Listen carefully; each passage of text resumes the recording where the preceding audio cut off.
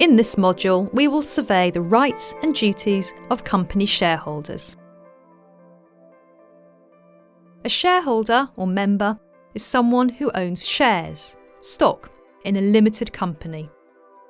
The terms are normally used to refer to the person who is the legal owner of the shares, rather than the beneficial owner.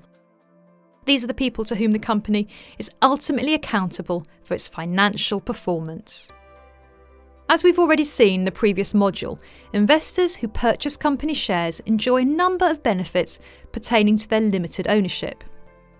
Unlike partnership law, where the owners of businesses are also the primary managers of the businesses, the owners of a company, generally, do not run the company.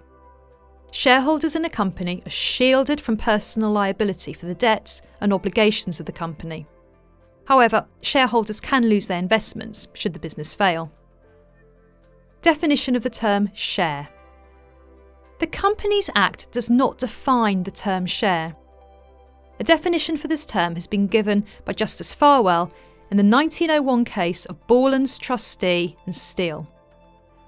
A share is the interest of a shareholder in the company, measured by a sum of money, for the purpose of liability in the first place, and of interest the second, but also consisting of a series of mutual covenants entered into by all the shareholders inter se in accordance with the Companies Act.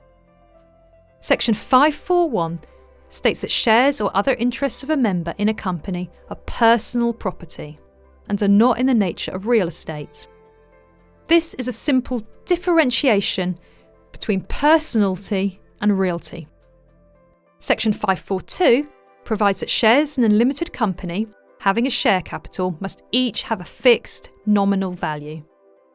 The shares or other interests of any member in a company are transferable in accordance with the company's articles. Section 768 provides that a certificate under the common seal of the company specifying any shares held by a member is prima facie evidence of his title to the shares.